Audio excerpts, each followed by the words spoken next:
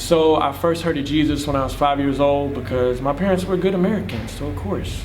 They thought it was like a checklist, like I'm not Muslim, I'm not atheist, so we're gonna be Christians. And my dad had me say a sinner's prayer. I was also 5 years old the first time I saw him overdose from heroin.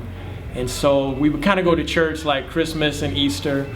And I had like a God consciousness. I felt like I loved Jesus, but I didn't know who he was.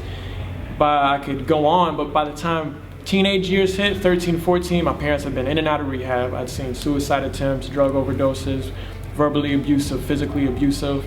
And I was in a theology that said if I prayed and believed hard enough, God would do what I wanted to do. And I prayed hard for God to take away their addiction, and he never did, so it made me blame God for my parents' problems. And so I turned my back on it, ended up having to leave my house at 16, live with my aunt, couch surf between friends, didn't have anywhere to stay for a couple weeks. And I tell you what, man, this family took me in. Dennis Dickerson Sr., even his name sounds threatening.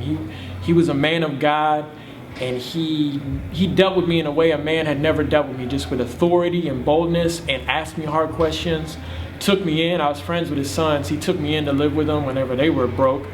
And they made me go to church on Sundays, and really showed me what it looks like when Jesus transforms a home. Like, I thought marriage was a curse. God's like, I hate you, you're married now for the rest of your life. Like, I didn't desire marriage, children, fatherhood. And I'm like, they've been married 20 years and they're dancing in the kitchen. Like, they're being awkwardly romantic around their kids and their kids' friends. Like, they still love each other. I'm like, this is cool. So a year after that, I graduated. And for 6 months, God was convicting me. I'd heard the gospel. I never identified myself as a wicked sinner. I realized I believed in Jesus, and I haven't looked back. Well, I'll be honest, I have looked back since and stumbled and fall, but I've always gotten back up.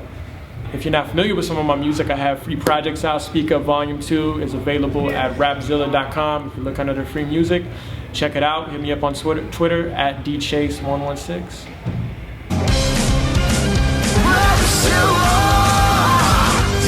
Rapzilla.com